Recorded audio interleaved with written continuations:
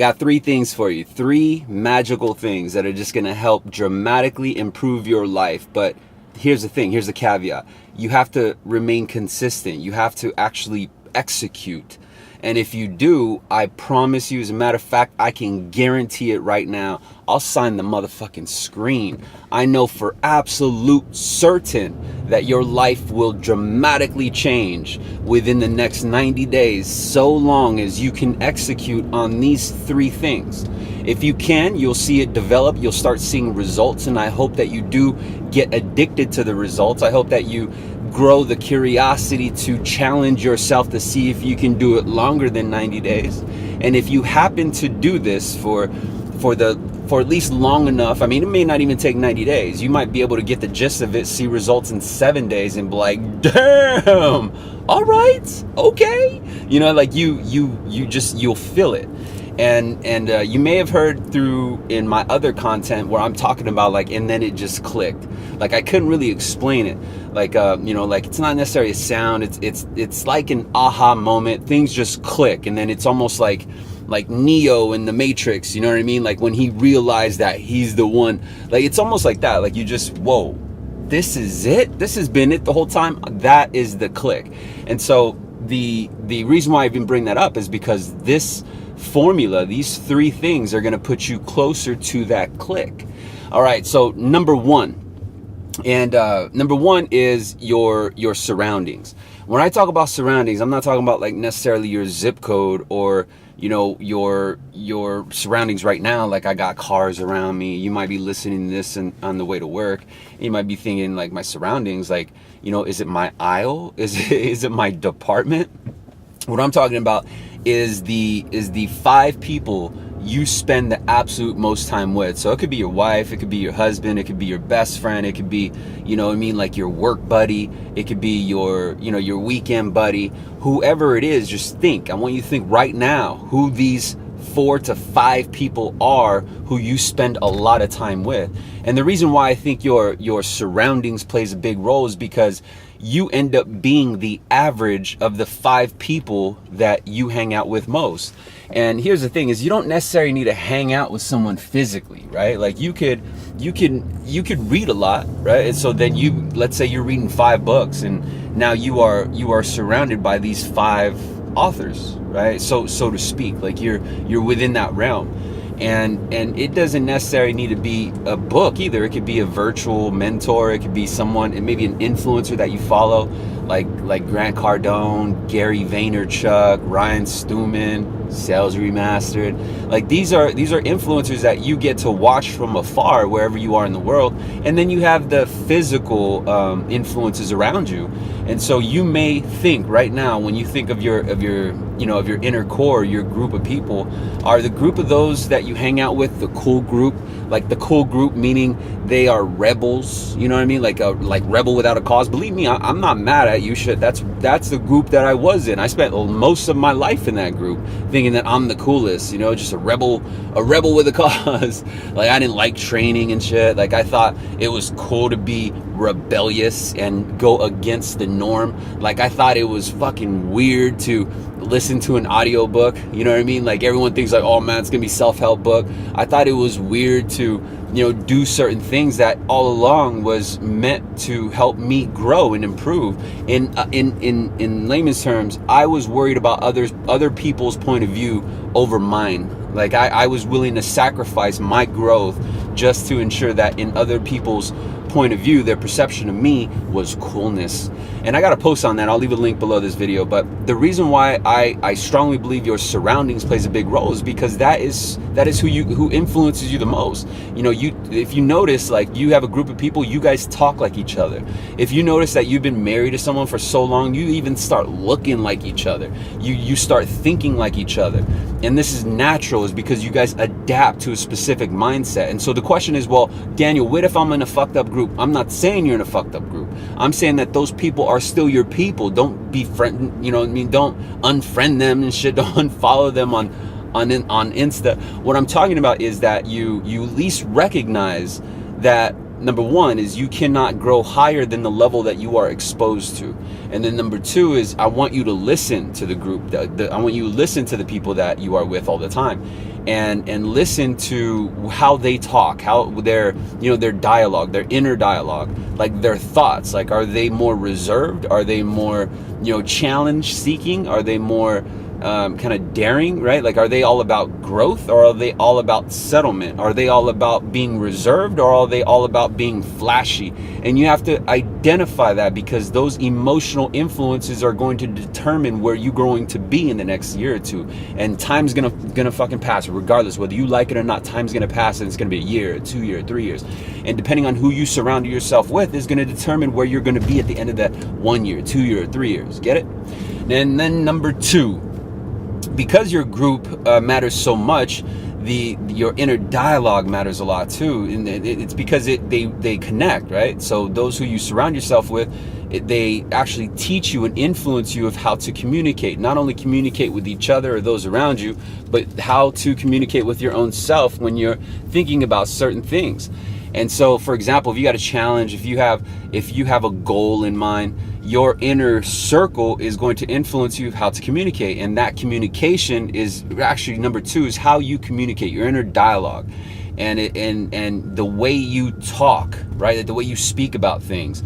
In other words, if you see a goal in mind, right? Like, let's say you want to buy a house, or you want to make 6 figures in income this year. Then the way you talk to yourself is the difference of basically someone saying like, oh man, it would be real cool to make $100,000 this year, versus one person saying, I am gonna make $100,000 a year, and this is exactly how I'm gonna do it. And then you map out a plan, you reverse engineer a plan, right? So in order to hit 100 grand, then I need to make X amount of sales each and every single month. In order to make X amount of sales each and every single month, I need to do X amount of sales each and every single day. In order to make X amount of sales every single day, I need to do X amount of outbound calls, origination attempts. I need to open up 4 hours a day and make sure that I don't stop originating. And if I do, instead of take on Goliath, if I do this one day at a time, I am more than likely going to hit my goal. And if I do not, I have enough faith and persistence to know that, hey, at least I learned a way to do it. Because there's going to be times where you come up against delays. There's just going to be times where it becomes a grind the entire year. You got to think about it, right? So it's not always gonna be like fucking honky-dory and shit. You're not always gonna jump out of bed and say, oh man, let me do this. It's great, and there will be times that you do, so long as you keep the right group around you, so long as your inner dialogue is strong. But topic number two, subject number two, the number two thing that you can do to help improve and increase your mindset and ensure your success is your self-communication, right? The way you talk to yourself. And you have to be able to flip that, because the way you talk to yourself right now, it could be excuses, it could be blame, it could be like, hey man, it's the only way that dude's winning is because, like he gets magic leads, or because he's on this team, or because he's with that company, or because she's with this man or this manager or this group, or she's plugged in, she's the favorite. It's the fucking excuse. That's all it is. It's nothing more. It's basically saying, you're basically saying, when you point blame and you make a fucking excuse for some shit that's out of your control, then what you're actually saying is saying, hey, you know what? I'm cool with settling. I'm all right. I really want to see what it's like over there, but I'm okay. I'll just watch you enjoy yourself. I'll just watch you enjoy and relish in the rewards of being on that side. I'm just going to go and give up and settle, because I can't find any way to get past my excuses to reach that other side.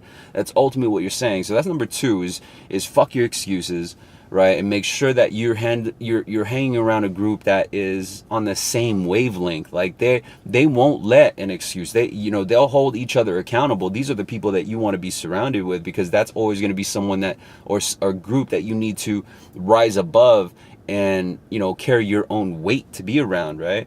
And so number one is your circle of influence. Number two is the way you communicate with yourself and with others. Like, it literally comes down to the way the words are. Like, you know, you either want or you will, right? It's the difference. It's the perception. It's the way you talk to yourself.